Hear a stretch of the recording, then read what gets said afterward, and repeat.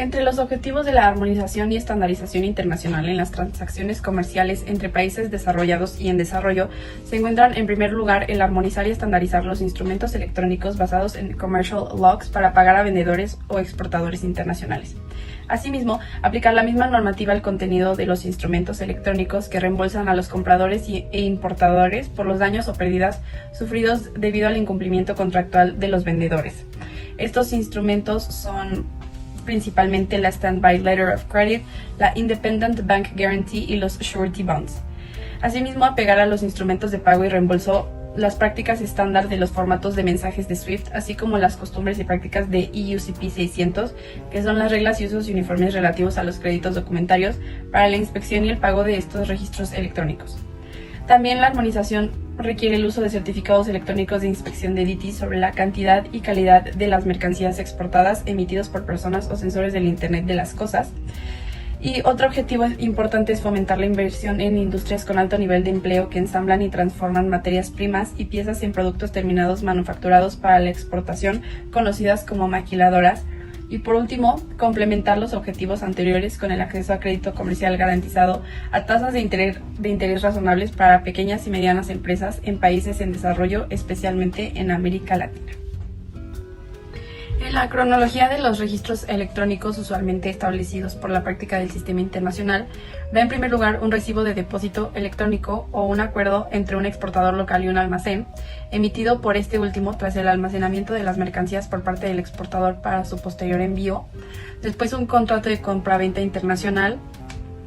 Sigue un contrato de compra-venta y sus préstamos garantizados, cuyo reembolso está garantizado por las mercancías almacenadas o enviadas y por registros electrónicos de las garantías presentadas en los registros.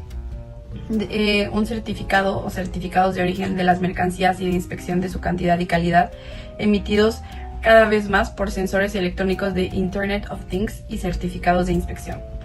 Una póliza de seguro o un certificado de seguro de carga de almacén a almacén y por último los registros electrónicos de transporte marítimo, aéreo, terrestre o alguna combinación de estos. Entre las leyes aplicables a los instrumentos electrónicos de pago y reembolsos para ventas internacionales y préstamos garantizados entre exportadores e importadores se encuentran la Convención de las Naciones Unidas sobre los contratos de compra-venta internacional de mercaderías. En segundo lugar, la Convención de las Naciones Unidas sobre las garantías independientes y las cartas de crédito contingente y la Ley Modelo sobre documentos electrónicos transferibles de 2017, que sirven como guía para la armonización de la digitalización de las normas sobre las transferencias de derechos sobre bienes vendidos. Determinar cuáles son los estándares de buena fe, en especial en su componente de razonabilidad al ejecutar e interpretar contratos comerciales, son factores que ya exigen las fuentes de derecho internacional. Afortunadamente, los principios de los contratos comerciales de UNIDROIT ofrecen ejemplos de uso mundial de la razonabilidad al interpretar contratos comerciales internacionales. Sin embargo, la misión del DITI como estandarizador y armonizador del derecho comercial y bancario internacional exige que se aclare el significado de razonabilidad en un tratado o legislación nacional determinados. También debe demostrar cómo las prácticas razonables se han adoptado cada vez más a los contratos comerciales, como lo menciona el Código Comercial Uniformado en su definición de buena fe, y establece que la buena fe en el caso de un comerciante significa honestidad de hecho y la observancia de estándares comerciales razonables de trato justo en el comercio. Al hacerlo, estas prácticas estándar contribuyen a la fiabilidad de los instrumentos de reembolso que ya previamente se mencionaron. Dentro de los tratados internacionales del derecho mercantil y comercial, se encuentra la Convención de las Naciones Unidas sobre los contratos de compraventa internacional de mercaderías. Este busca fortalecer la confianza entre las partes en los contratos internacionales, promoviendo la buena fe y la razonabilidad en la interpretación de los acuerdos. Por ejemplo, si la intención de una parte no es clara, se debe entender cómo lo haría una persona que usa el criterio de razonabilidad en esa situación, lo cual facilita el acceso a mercados y créditos internacionales. Por otro lado, la Convención de las Naciones Unidas sobre Garantías Independientes y Cartas de Crédito Contingente establece que estos instrumentos de reembolso son independientes del contrato principal, es decir, debe de existir el pago si se cumplen los términos, sin importar si hubo un conflicto en el comprador y el vendedor, lo cual da certeza y seguridad al comercio internacional. A continuación pasaremos a hablar acerca de lo que es la buena fe y la lealtad comercial dentro del comercio internacional. Primero tenemos que definir qué es la buena fe. El autor menciona que la determinación de qué es la buena fe tiene como base su componente principal, que es la razonabilidad. Es decir, la buena fe no es solo actuar con honestidad o cumplir con el contrato al pie de la letra, sino actuar de forma razonable según el contexto comercial. Esto incluye ser claro, actuar sin intención de perjudicar y cumplir con las obligaciones. Esto se vuelve especialmente importante en este tipo de contratos, donde puede haber barreras de idioma, diferencias culturales y sistemas jurídicos distintos. Tratados como los principios de UNIDROIT, el Código Comercial Uniforme y la CISG han establecido estándares comunes que buscan armonizar lo que significa actuar de buena fe en el comercio global. No se trata solo de cumplir lo que dice en el contrato, sino de tener una actitud colaborativa y justa durante todo el proceso, desde la negociación hasta la ejecución. ¿Cómo se define la buena fe? ¿Qué es ser razonable en el comercio internacional? El UCC dice que la buena fe es actuar con honestidad y seguir estándares comerciales razonables de trato justo. UNIDROIT, en su artículo 1.7, refuerza esta idea al decir que todas las partes deben actuar con buena fe y trato justo, y no pueden excluir esta obligación ni aunque quieran. Y la CISG, en su artículo 7, dice que cuando se interprete el contrato debe hacerse pensando en su carácter internacional y buscando que se aplique de manera uniforme. Pero ¿qué pasa si esto no queda claro entre las partes? Bueno, el artículo 8.2 de la CISG dice que se interpreta como lo entendería una persona razonable. ¿Cómo se conectan estas normas internacionales con las leyes de cada país? A veces los países no tienen normas claras para ciertas situaciones, y aquí entran los tratados internacionales, como la CISG antes mencionadas. Ahora pasaremos a hablar acerca de lo que es the United Nations Convention on Independent Guarantees and Standby Letters of Credit y lo que protege. Justamente esta convención regula garantías bancarias independientes y cartas de créditos en stand-by. ¿Y qué es eso? Es cuando uno promete pagar al beneficiario si se cumplen ciertas condiciones, sin importar si hay pleito entre comprador y vendedor. La clave es que es un compromiso independiente. El banco solo revisa que los documentos estén bien, no se mete en el contrato entre las partes. ¿Y la MLTR cómo ayuda en la era digital? La MLTR reconoce documentos electrónicos como válidos legalmente, si cumplen ciertas condiciones de integridad y control. Pero, ¿quién tiene el control del documento? ¿Está completo? ¿No ha sido alterado? Esas son respuestas afirmativas. Entonces sería que el documento fuese válido. Esto permite usar pagarés, facturas, conocimientos de embarque en formato digital con plena validez jurídica. ¿Qué pasa si las costumbres del comercio son distintas? La UNIDROIT dice que las partes deben seguir los usos del comercio siempre que sean razonables. Esto significa que una práctica puede ser común en un sector, pero si una situación concreta resulta abusiva o injusta, no se aplica. Por ejemplo, la única agencia está en huelga y contratar otra distinta es elevada en costos, no se puede aplicar esta exigencia de forma rígida. ¿Y las pymes están protegidas también ante este hecho? Sí. Afortunadamente, la ley del modelo interamericana sobre garantías mobiliarias permitió que muchas pymes accedieran a crédito usando sus bienes como garantías. Esto fue un cambio enorme en países como Colombia, México, Guatemala, donde antes de acceder a crédito era casi imposible para las empresas pequeñas. Gracias a esta ley y los registros de garantías son digitales, están conectados y son reconocidos en varios países. ¿Esto se puede aplicar la misma regla en todo el mundo? Pues no. La cultura comercial de cada país y los tratados influye en lo que se considera justo o razonable. Una práctica aceptada en Alemania puede ser mal vista en México o viceversa. Por eso los tratados como UNIDROIT permiten que se evalúe cada situación según su contexto. Entonces, finalmente, ¿para qué sirven todos estos principios y tratados? Pues para garantizar que haya reglas claras, que las partes actúen con responsabilidad y que los contratos se respeten sin importar fronteras. La buena fe, junto con tratados como la CISG y la MLTR, hacen que el comercio internacional sea más justo, seguro y accesible. Y lo más importante, permiten que la confianza sea parte del derecho, no solo de la intención. La razonabilidad, según Boris Kosolchik, es un elemento esencial para determinar los estándares de buena fe en el derecho comercial internacional. Los principios UNIDROIT que orientan la interpretación de contratos comerciales internacionales emplean precisamente este concepto para establecer que las prácticas razonables son un estándar fundamental de buena fe. Actuar razonablemente implica considerar el impacto que una determinada práctica contractual puede tener sobre la otra parte involucrada. Por el contrario, poner exigencia que, actuando de buena fe, no debe ser planteada constituye una conducta irrazonable. Por ello, tanto legisladores como tribunales recurren a la idea de razonabilidad como criterio para fomentar comportamientos cooperativos entre las partes de un contrato. El derecho contractual comercial de Estados Unidos, Kosolchik profundiza el significado práctico de la razonabilidad. Retoma un caso ejemplar que le compartió un profesor. Un comprador recibió una oferta con un precio específico, pero sin un plazo determinado para aceptarla. Tiempo después, al intentar adquirir los bienes, el vendedor ya había dispuesto de ellos. Entonces el comprador demanda al vendedor alegando que ya había respondido dentro de un tiempo razonable. Dentro de este contexto, Arthur Corbin explica que la ley no busca proteger todas las expectativas generadas por una promesa, ya que no pueden vincular jurídicamente todas. La expectativa corresponde con lo que la mayoría desea, mientras que las promesas obligatorias reflejan lo que la mayoría cumpliría. Sin embargo, esta es una clara comprensión que debe entenderse por razonable. En la práctica comercial estadounidense se espera que los comerciantes cierren los tratos lo antes posible, antes de perder oportunidades de riesgo. Por tanto, esta urgencia se convierte en un parámetro de razonabilidad. Históricamente, esta idea también se ve reflejada en la figura del mercader honesto de la antigua Roma, conocido como bonus vir. Este modelo de comerciante honesto, alejado del egoísmo, perseguía no solo su beneficio personal, sino el bienestar de la comunidad comercial.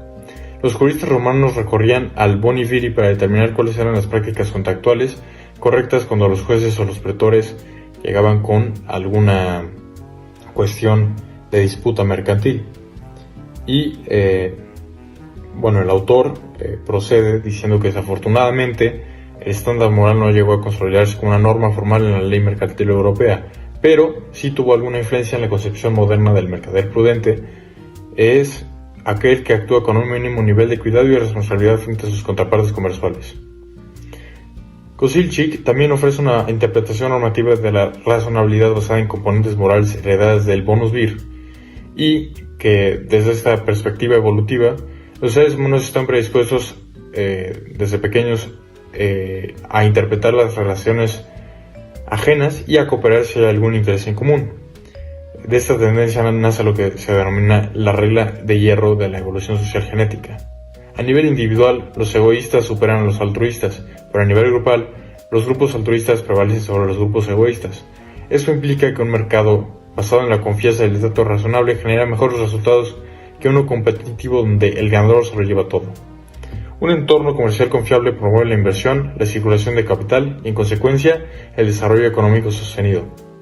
En este contexto, la regulación adecuada de instrumentos financieros como la carta de crédito resulta indispensable.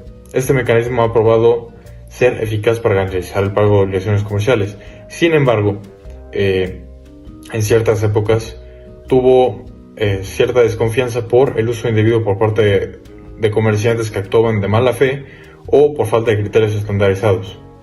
Una correcta legislación apoyada en tratados bancarios internacionales y prácticas consuetudinarias uniformes permitiría que los estándares internacionales se establecieran de forma clara y devolvieran la confianza al instrumento, evitando así su mal uso y asegurando un equilibrio en las operaciones comerciales internacionales. Ahora hablaremos acerca de la viabilidad real y las consecuencias que podría conllevar la digitalización consolidada de los instrumentos comerciales internacionales, enfocándonos básicamente en 3 aspectos. Número 1, si son realmente viables y convenientes esas transformaciones. Número 2, qué instrumentos deberíamos consolidar o descartar considerando la realidad mexicana. Y número 3, qué impacto tendría su implementación en el derecho mercantil nacional y en el comercio de América del Norte. La digitalización de instrumentos comerciales como cartas de crédito, conocimientos de embarque o recibos de almacén no solo es factible, es indispensable. Vivimos en un entorno económico globalizado, donde la agilidad, la trazabilidad y la confianza son activos esenciales.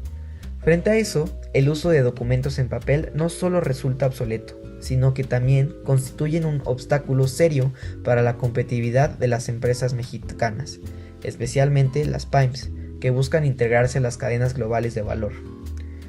El comercio transnacional, como ya se mencionó anteriormente, exige velocidad, transparencia, seguridad y trazabilidad. Pero hoy en día, muchos países, especialmente aquellos en desarrollo, siguen usando instrumentos en papel, que muchas veces están propensos a fraudes, duplicidad, errores y demoras.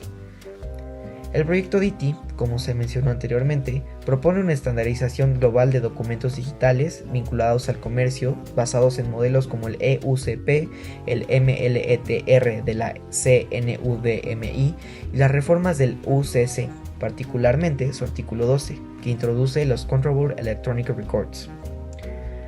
Esto significa que ya no será necesario tener posesión física de un documento, sino que bastará con demostrar control electrónico verificable. La cadena de custodia de la información puede estar garantizada por tecnologías como el blockchain, firmas digitales y certificados electrónicos. Y México ya ha dado pasos importantes, como el Registro Único de Garantías Mobiliarias, RUG, que digitaliza las garantías sobre bienes muebles, pero aún persisten limitaciones normativas. Muchas operaciones siguen exigiendo firmas autógrafas, presencia notarial y documentación física. Para que la digitalización sea viable, México necesita actualizar su legislación mercantil y adaptar su infraestructura jurídica al comercio electrónico internacional. No basta con adoptar sistemas aislados, se requiere una visión integral que articule marcos normativos, tecnológicos e institucionales. Ahora bien, ¿qué instrumentos deberían mantenerse, transformarse o eliminarse? Consolidar y digitalizar, número 1, las cartas de crédito y SLOCs, que son pilares de financiamiento del comercio internacional. Digitalizarlas bajo los lineamientos del EUCP 600 y su integración con sistemas como SWIFT permitiría mayor trazabilidad y cumplimiento automático de condiciones. También los recibos de almacén mexicanos, que actualmente están divididos en certificados de depósito y bonos de prenda, deben integrarse en un documento electrónico único. Esto no solo simplificaría mucho las operaciones, sino que también generaría mayor confianza para su uso como garantía. También los contratos de compraventa internacional, que ya circulan en formato electrónico, pero requieren reconocimiento legal más sólido y estandarización en sus cláusulas clave. Ahora bien, ¿qué tenemos que eliminar o transformar? Debemos eliminar las estructuras notariales obligatorias para contratos mercantiles de rutina que generan costos elevados y tiempos innecesarios, ya que deberían ser reemplazados por sistemas de firma electrónica avanzada, válidos por autoridades nacionales. Los documentos logísticos, como conocimientos de embarque, guías de transporte y pólizas de seguro, deben digitalizarse por completo, integrándose en plataformas regionales interoperables. El bono de prenda, como documento separado del certificado de depósito, es redundante y debe desaparecer en favor de un modelo unificado de recibo electrónico con respaldo legal. Si bien implementar estos instrumentos digitales generaría impactos jurídicos profundos en México, ya que, por ejemplo, el Código de Comercio y la Ley General de Títulos y Operaciones de Crédito deben modernizarse. Es necesario introducir definiciones nuevas como registro electrónico transferible, control verificable e interoperabilidad jurídica. Se migraría de una lógica basada en la posesión física a una lógica de control electrónico. Esto requeriría nuevas herramientas para jueces, árbitros y autoridades regulatorias. Las PYMEs mexicanas podrían usar sus inventarios y cuentas por cobrar digitalmente documentadas como garantías para acceder al financiamiento nacional o extranjero. Instituciones como Banxico, el SAT, la Secretaría de Economía, el Registro Público de Comercio tendrían que asumir roles activos en la validación, interoperabilidad y fiscalización de los instrumentos digitales. Esto no solo cambiaría cómo operan las empresas, sino cómo se entiende la función del derecho mercantil en el siglo XXI. La digitalización consolidada de los instrumentos comerciales internacionales no solo es conveniente y factible, sino que representa una gran oportunidad para México. Pero esto solo será posible si, número 1, se armonizan nuestras leyes con modelos internacionales como MLETR, EUCP y UCC, más específicamente su artículo 12, se modernizan registros, plataformas logísticas o se impulsa una visión jurídica que ve el comercio digital como motor de desarrollo. México no puede quedarse atrás. En un mundo donde los contratos se firman electrónicamente, las garantías se registran en segundos y los pagos se automatizan por medios de algoritmos, seguir operando en papel es más que ineficiente, es perder oportunidades. Nosotros, como futuros juristas, economistas, empresarios o servidores públicos, nos toca impulsar una transformación profunda que democratice el comercio y modernice el derecho. El comercio internacional ya es digital. La pregunta es, ¿lo será nuestro derecho?